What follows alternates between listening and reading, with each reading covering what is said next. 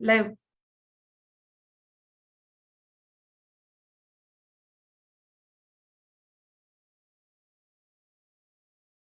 Vande Nitaram Bharata Vasudham Divya Himalaya Ganga Yamuna Sarayu Krishna Shobita Sarasam. Namaste, good morning and welcome to our dear viewers for the 10th day of Students Patriotic Program as a part of My Bharat campaign conducted by Disha Bharat. Disha Bharat is an NGO working towards instilling values to the youth to know yourself, know your culture, and know your country. Since 2005, Disha Bharat focuses on holistic character development of the youth for enabling them to engage ethically in personal and professional domain. Disha Bharat conducts value-based workshops as a part of orientation in many universities and colleges. A country's greatness lies in its undying ideals of love and sacrifice that inspires the mothers of the race. Today, we have Ria Dilip Kachwa, who is a second-year BBA from DY Patil Global Business School and Research Center, Pune. She is interested in writing poems and also has won gold medal in Dubai dance competition. Today, Ria is going to talk about makers of modern India, Sister Nivedita. Over to you, Ria.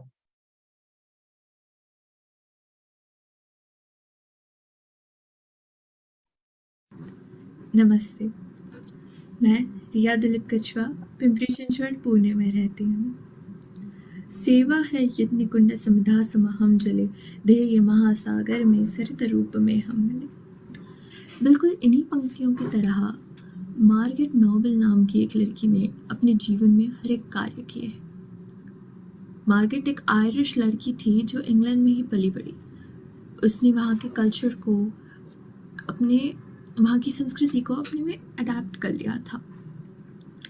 Margaret के पिताजी बचपन से ही उसे church में ले जाते थे और मार्गरेट के पिताजी को चर्च में सेवा देना, गरीबों में सेवा देना बहुत अच्छा लगता था। मार्गरेट भी उनके साथ कभी कभी जाया करती थी सेवा प्रदान करने, और जैसे जैसे मार्गरेट बड़ी होती गई वो अक्सर उनके पिताजी के साथ में सेवा का कार्य करने जाती थी, और कभी कभी वो अकेले भी किसी ज़रूरतमंद की सेवा करने पहुंच जाती थी। उसे ऐसा करके बहुत आनंद मिलता था। मार्गरेट के पिताजी और मार्गरेट जब एक बार किसी गरीब के घर उन्हें दवाइयाँ और कुछ सामान देने जा रहे थे, तब चल चल कर मार्गरेट थक चुकी थी। उसके पैर दर्द कर रहे थे और तभी उसने पिताजी से कहा कि मुझे खच्चर पर बिठा दीजिए, जो उन्हीं के साथ जा रहा था। तो उसके पिताजी ने बड़े ही विनम्र भाव से कहा कि पहले ही खच्चर पर दवाइयों का और सामान का बोझ है, अगर मैं तुम्हें उस पर बिठा दूंगा तो उसे चलने में बहुत तकलीफ होगी, वो आसानी से नहीं चल पाएगा। फिर उसके पिताजी ने उससे एक ऐसी बात कही जो पत्थर की लकीर की तरह उसके हृदय में जा बसी थी। उसके पिताजी ने उससे कहा कि हम सेवा का कार्य करते हैं, हमें हमारा व्यक्तिमत्व ऐसा बनाना चाहिए जिससे दूसरों को तकलीफ ना पहुँचे। हमारे जीवन में हमें जितना समय मिलता है उसमें हमें सेवा प्रदान करनी चाहिए, लोगों को ज्ञान देना चाहिए। अपने ज्ञान से, अपने स्वभाव से हमेशा दूसरों का भला हो, हमें इसी मार्ग पर चलना चाहिए। मार्गरेट अपने पिताजी की सेवा भाव व्यक्तिमत्व से पहले ही प्रभावित थी, और इन शब्दों के बाद वो और ज़्यादा प्रभावित हो गई और उसने ठान लिया कि अब अपने जीवन में वो हमेशा हमेशा सेवा देगी और किसी को तकलीफ ना हो ऐसा जीवन जिएगी। जब उस गरीब के घर से मार्गरेट और उसके पिताजी वापस आ रहे थे तब समुद्र किनारे पे मार्गरेट ने अपने पिताजी से पूछा कि आपने अपने जीवन में इतने साल बिता दिए लोगों को सेवा देते हुए, लोगों के लिए सेवा करते हुए, तो क्या पाया आपने अपने जीवन में, जो आपने इतने साल लगा दिए, तो क्या पाया आपने? उसके पिताजी ने हंसते हुए कहा कि I get self-satisfaction by working for these people. Secret of my happiness. Whenever I work for these people, I feel happy from beneath. बस यही बात मार्गरेट को अच्छी लग गई। तभी वहाँ समुद्र से एक जहाज आ रहा था। उस जहाज की तरफ इशारा करके मार्गरेट के पिताजी ने कहा कि ये जहाज बड़े ही दूर देश भारत से आया है। भारत में कई ऐसे लोग हैं, दुनिया पहले ही विशाल है और भारत में कई ऐसे लोग हैं जो बिछड़े हुए हैं, जो ये मानते हैं कि हम दूसरों से कम हैं, जिन्हें ज्ञान नहीं है, क्योंकि वहाँ पे इंग्लैंड ने अपना कब्जा बना रखा है। अगर भारत कल को आज़ाद होता है तो उन्हें ये बात का एहसास रहना चाहिए कि वो किसी से कम नहीं बल्कि सबसे सर्वश्रेष्ठ है। तो उनके पिताजी ने कहा कि मार्गरेट, मेरी ये इच्छा है कि तुम भारत जाओ और वहाँ के लोगों के लिए जितना बन सकता है उतना करो। फिर उन्होंने कहा कि उनके एक मित्र है जो भारत में ही रहते हैं और वो तुम्हें अच्छी तरह से इस विषय में मार्गदर्शित करेंगे। अभी ही मार्गरेट ने और उनके पिताजी ने पार्लियामेंट ऑफ शिकागो में स्वामी विवेकानंद जी का भाषण सुना था। उसके बाद मार्गरेट काफ़ी दिनों तक स्वामी विवेकानंद जी से मिलती रही। विवेकानंद जी का ये मानना था कि मार्गरेट के साथ में धर्म के विषय में तर्क बात करने में उन्हें बहुत आनंद आता है, क्योंकि जो विवेकानंद जी के भाषण थे, जो उनका ज्ञान था, वो मार्गरेट बहुत अच्छे से सुनती थी और अपने जीवन में अपनाती भी थी और उस पर विचार विमर्श भी करती थी। विवेकानंद जी का आदर्श लेकर ही मार्गरेट ने अपने जीवन का हर एक कार्य किया। मार्गरेट की सब कुछ लुटा देने वाली जो मानसिकता थी, उसे देखते हुए स्वामी विवेकानंद जी ने उन्हें नया नाम दिया, निवेदिता। निवेदिता अर्थात संपूर्ण न्यौछावर करने वाली। जब वे सेवा कार्य करती थी तो अपना सर्वस्व वो लुटा देती थी, अपना समय, अपना एनर्जी, अपना सब कुछ वो लोगों को दे देना चाहती थी। बस यही भाव देखकर विवेकानंद जी ने उन्हें निवेदिता ये नाम दिया। आगे जाकर वो स्वामी विवेकानंद जी की पट शिष्या भगिनी निवेदिता और सिस्टर निवेदिता के नाम से प्रसिद्ध हुई। भगिनी निवेदिता जी का ये मानना था कि उनका जितना भी जीवन है वो इन बिछड़े हुए लोगों के लिए लग जाए, उन्हें ज्ञान देने के लिए, उन्हें एजुकेशन, उन्हें हेल्थ फैसिलिटीज़ देने के लिए लग जाए। उन्होंने पूरा भारत भ्रमण किया, भारत के हर एक ग्राम में वो गई और वहाँ जाकर उन्होंने जब वहाँ की स्थिति देखी तब उन्हें ये एहसास हुआ कि आगे जाकर इन महिलाओं का, इन युवतियों का शिक्षण लेना कितना आवश्यक है। इसलिए उन्होंने ये तय किया कि वो भारत की महिलाओं को, भारत की लड़कियों को शिक्षित करेंगी, उन्हें अपने खुद के पैरों पर खड़ा रहने की हिम्मत देंगी। हिंदुस्तान में रहने वाली स्त्रियों का वैचारिक पावित्र्य और त्यागमय सहज सुंदर जीवन देखकर भगिनी निवेदिता जी बहुत प्रभावित हो गई थी और तभी उन्हें ये आवश्यक लगा कि इन स्त्रियों को हमें एजुकेशन, हमें शिक्षण प्रदान करना चाहिए। परंतु एक इंग्लैंड से आई हुई आयरिश लड़की हिंदुस्तान के महिलाओं के बारे में, उनके शिक्षण के बारे में, उनके गौरववान जीवन के बारे में इतना क्यों सोचती है, इतना क्यों कहती है? यह प्रश्न आना स्वाभाविक है। तो इन्हीं का उत्तर देते हुए hints on national education of India, future education of Indian women और project of Ramakrishna girls school जैसे किताबों में भगिनी निवेदिता जी ने स्पष्ट रूप में अपना उत्तर दिया है। भगिनी निवेदिता जी ने ये स्पष्ट रूप से कहा था कि नए पीढ़ी, नए युग और नए समय में हम जा रहे हैं, तो बीते हुए और पुराने जीवन कोई नहीं चाहता।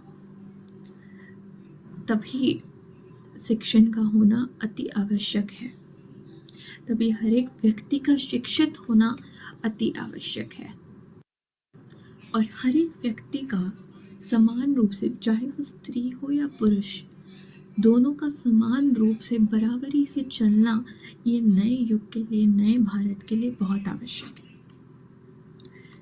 निवेदिता जी समानता में बहुत विश्वास रखती थी। इसी का एक उदाहरण है कि वो कोई ग्राम में थी और उनका एक मिशन था कि वे एक मिशन था जिसके अंतर्गत उन्हें अपना बोरिया या कुछ अपने हिस्से का सामान उठाकर एक जगह से दूसरी जगह पर लाना था। तो गांव की सभी स्त्री और सभी पुरुष ये कार्य कर रहे थे और ये विचार जब भगिनी निवेदिता जी का था तो उन्हें ऐसा लगा कि उन्हें भी ये कार्य करना चाहिए। तो वो भी अपने हिसाब से अपने हिस्से का कोई सामान चुनकर उसे उठाकर दूसरे स्थान पर ले जाने लगी।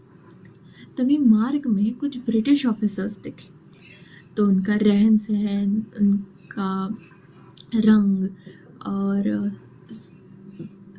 इन सब से पता चलता था कि वो भारतीय नहीं, वो ब्रिटिश है।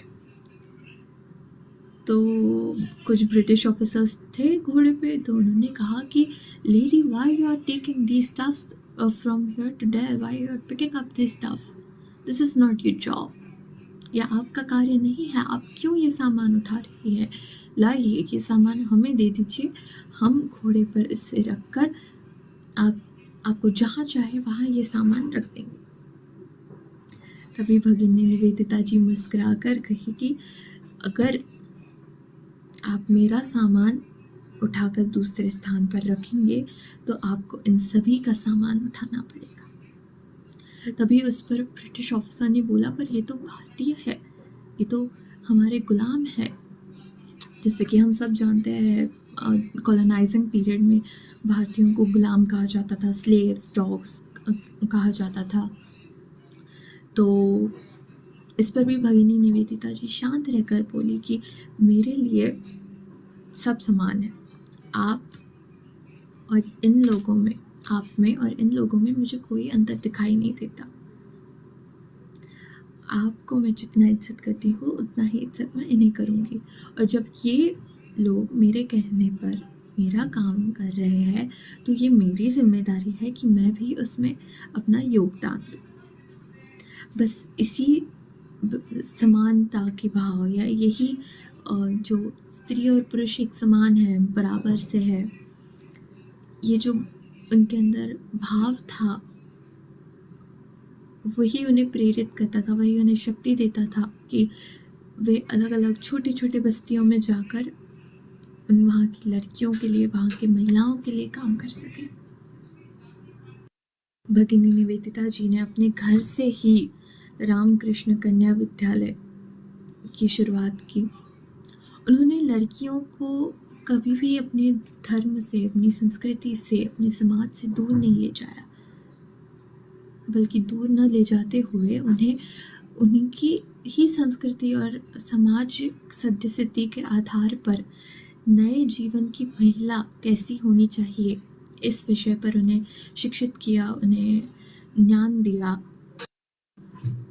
उन्होंने अक्सर लड़कियों को बस यही बात सिखाई कि भारत किसी से कम नहीं परंतु सर्वश्रेष्ठ है, और जो भारत की महिलाएं कर सकती है वो अन्य किसी देश की महिलाएं नहीं कर सकती। वे हमारी संस्कृति से, हमारी धर्म से इतनी प्रभावित हो चुकी थी कि उन्होंने स्वयं ही स्वेच्छा से अपना धर्म परिवर्तित कर लिया और वो हिंदू धर्म में आ गई। उन्होंने अपना रहन सहन भी हिंदू धर्म के हिसाब से कर लिया। जिस समय में वो भारत देश में आई थी वो लिबरलाइजेशन, ग्लोबलाइजेशन और प्राइवेटाइजेशन का समय था, जहाँ इंडस्ट्रियलाइजेशन भी हो रहा था, नई नई फैक्ट्री आ रही थी, मशीन आ रहे थे।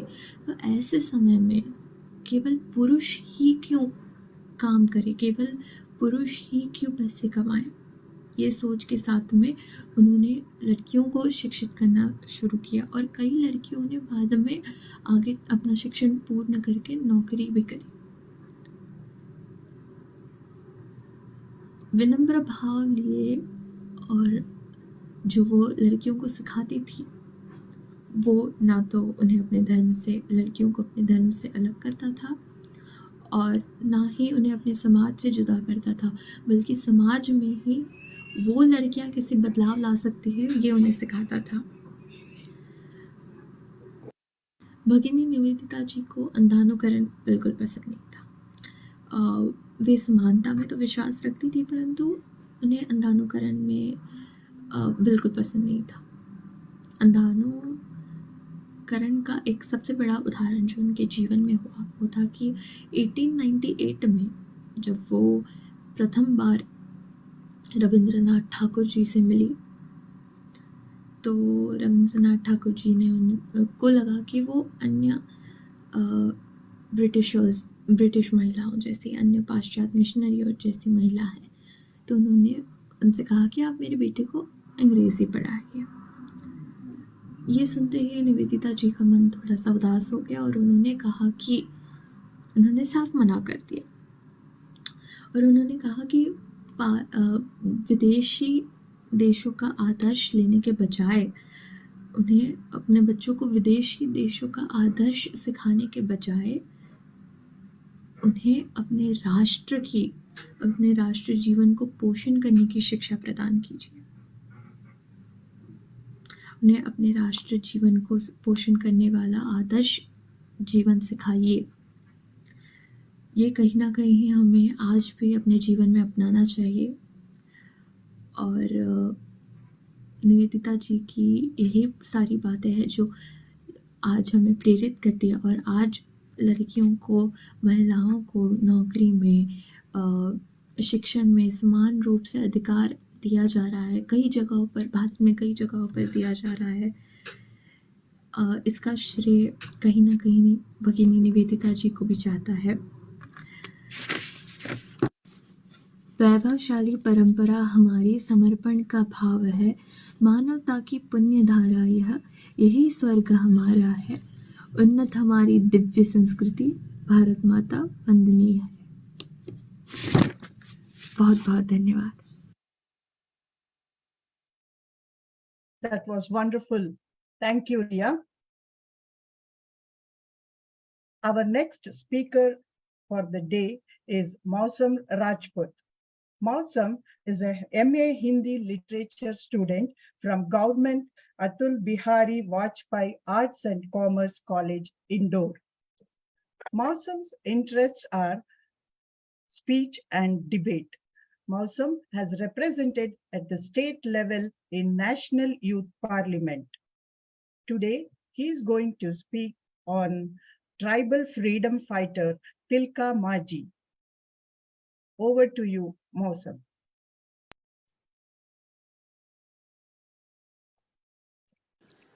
नमस्कार। आज़ादी के समृद्ध महोत्सव में हम स्मरण कर रहे हैं उन कथाओं का जिन्होंने स्वतंत्रता के आंदोलन में अपनी महत्वपूर्ण भूमिका निभाई थी। हम स्मरण कर रहे हैं ऐसे नायकों का जिन्होंने आज़ादी के आंदोलन में, उस स्वतंत्रता संग्राम में अपने प्राणों की बलिदानी दे दी, किंतु आज भी जो सबके प्रकाश में नहीं है, आज भी जिन्हें समाज नहीं जानता। आज़ादी के अमृत महोत्सव में यह समय है ऐसी कहानियों को और ऐसे नायकों को जानने का और उनके जीवन से प्रेरणा लेकर राष्ट्रहित में संलग्न होकर कार्य करने का। मैं मौसम सिंह राजपूत आज उपस्थित हूँ ऐसे ही स्वतंत्रता के जननायक की कहानी लेकर, जिनका नाम था तिलका मांझी। तिलका मांझी 11 फरवरी 1750 को बिहार के तिलकापुर नामक गांव में जिनका जन्म हुआ। नाम था जबरा पहाड़िया। अब तिलका मांझी नाम कैसे पड़ा, इसके पीछे भी एक कहानी है। वास्तव में जनजाति भाषा में तिलका शब्द का अर्थ होता है गुस्सेल, लाल आंखों वाला, विद्रोही व्यक्ति। विद्रोह की भावना के कारण अंग्रेजों ने उन्हें तिलका मांझी के नाम से जानना शुरू किया। वास्तव में 1857 के प्रथम स्वतंत्रता संग्राम से पहले भी हमारी भारत भूमि पर अनेकों ऐसे संग्राम, अनेकों ऐसे विद्रोह हुए जिन्होंने साम्राज्यवाद के विरुद्ध, अंग्रेजों की कूटनीति के विरुद्ध, अंग्रेजों के अत्याचार के विरुद्ध आवाज उठाई। और जनजाति ऐसे अनेक नायक हुए जिन्होंने अंग्रेजों के विरुद्ध संघर्ष करते हुए अपने प्राणों का बलिदान दे दिया। ऐसे ही विद्रोही थे तिलका मांझी। 1750 में अंग्रेजों ने जंगल महल पर कब्जा किया। 1765 में संथाल परगना और छोटा नागपुर पर कब्जा किया। और जनजाति क्षेत्रों पर कब्जा करने के बाद अंग्रेजों की जो नीति होती थी वह थी जंगल और जमीन को हड़पना और आदिवासियों से, जनजाति भाइयों बहनों से दोगुना टैक्स वसूल करना। 1870 में जब बंगाल में अकाल पड़ा तो आदिवासी भाइयों बहनों को लगा कि अब तो टैक्स में कम छूट मिलेगी, किंतु टैक्स उन पर दोगुना लाद दिया गया। और जब ये सारी पृष्ठभूमि जिसमें अंग्रेज आदिवासी जनजाति भाइयों बहनों पर लगातार अत्याचार कर रहे थे, विद्रोह की एक भावना तिलका मांझी के हृदय में उठ रही थी, एक ज्वाला का रूप ले रही थी।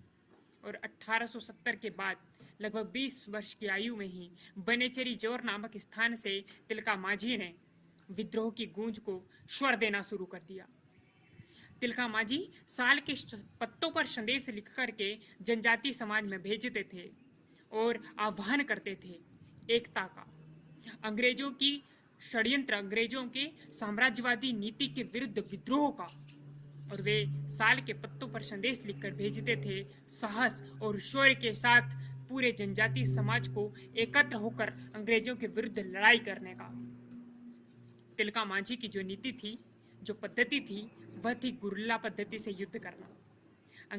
एक तरफ अंग्रेजी सेना हथियार लेकर एकत्र होती थी, दूसरी तरफ तिलका मांझी जैसे जनजाति नायक अपने शौर्य और साहस के साथ तीर कामटी लेकर के एकत्र होते थे। किंतु हर बार विजय होता था। शौर्य, साहस और विद्रोह की गूंज समूचे क्षेत्र में फैल उठती थी। 1778 का वह समय जब तिलका मांझी की आयु 28 वर्ष थी। अंग्रेजी सेना विद्रोह को कुचलने के लिए लगातार कार्य कर रही थी और रामगढ़ में ब्रिटिश सेना का पंजाब रेजिमेंट की सेना एकत्र हुई थी। 28 वर्षीय तिलका मांझी ने अपने साथियों को लेकर के ब्रिटिश सेना की पंजाब रेजिमेंट पर हमला किया और तिलका मांझी के शौर्य साहस से डर करके वह रेजिमेंट वहां से भाग निकली। अब अंग्रेज सरकार बौखला गई। तिलका मांझी, जिनके पास कोई विशेष हथियार नहीं थे, अपने साहस के बल पर, अपने मातृभूमि प्रेम के लिए, अपने राष्ट्र की, अपने समाज की रक्षा के लिए लड़ रहे थे। तिलका के हृदय में जो भावना थी वह जल, जंगल, जमीन, नदी के प्रति प्रेम की भावना थी, मातृभूमि के प्रति प्रेम की भावना थी। और तिलका मांझी जंगल में, नदियों में, गंगा, ब्राह्मी जैसी नदियों के कठिन और दुर्गम क्षेत्रों में, पर्वत में, घाटियों में लगातार संघर्ष कर रहे थे गुरिल्ला पद्धति के द्वारा। और उनके इस लगातार विद्रोह के कारण अंग्रेज सरकार बहुत अधिक बौखला गई। अंग्रेज सरकार ने तिलका मांझी जैसे नायक के विरुद्ध षड्यंत्र करना शुरू किया और इसी षड्यंत्र में उन्हें नौकरी देने का भी प्रस्ताव दिया।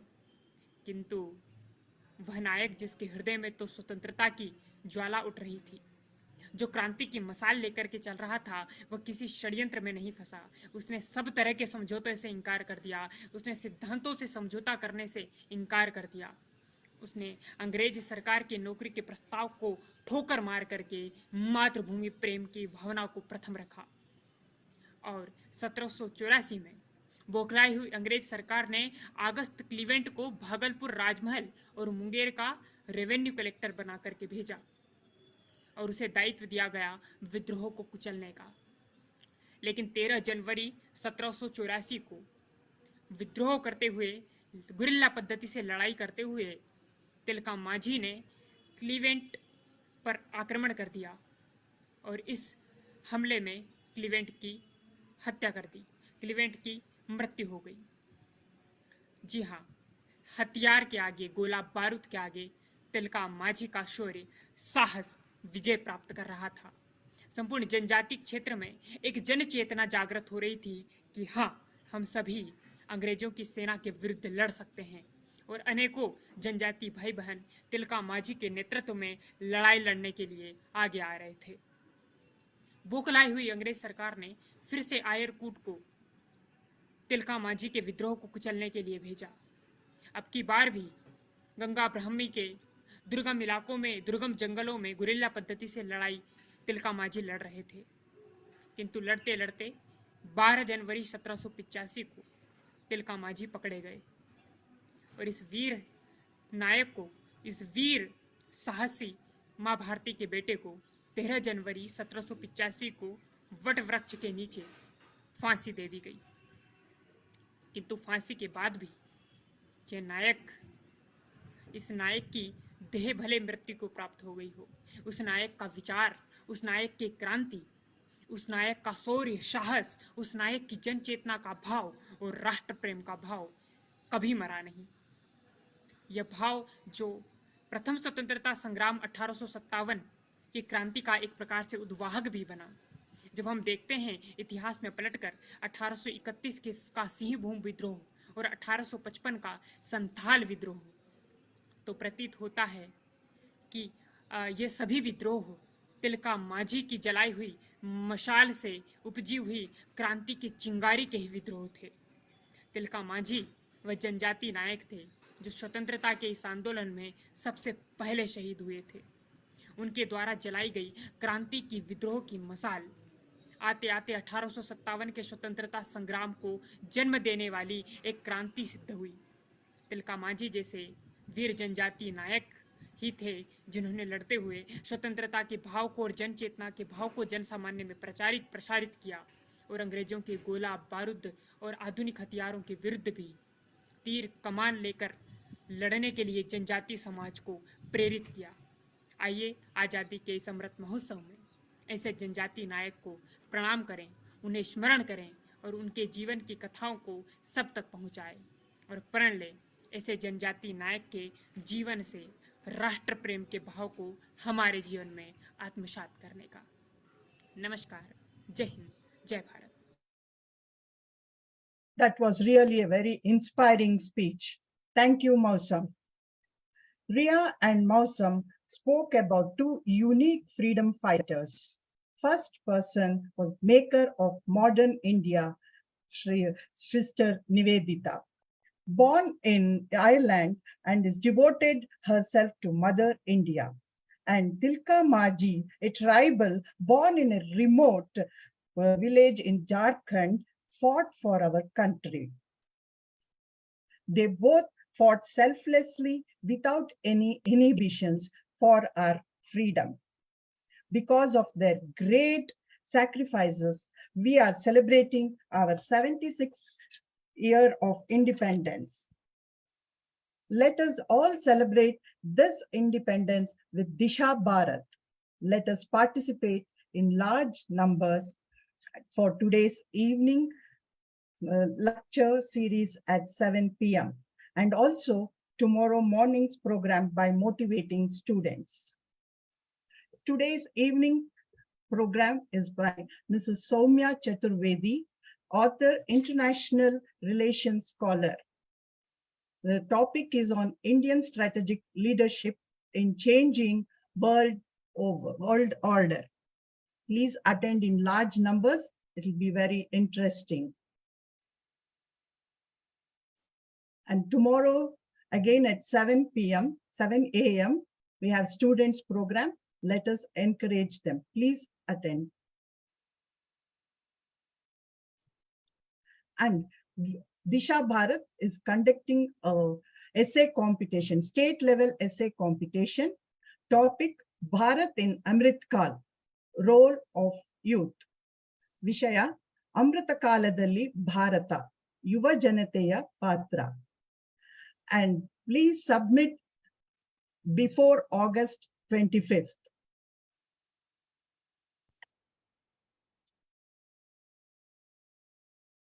And our Swaraja Ratha today is starting from Bidar to Yadagiri.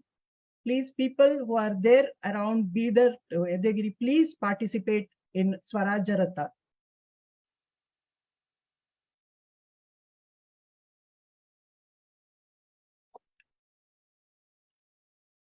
Thank you all for joining and looking forward to see you all at 7 p.m. today.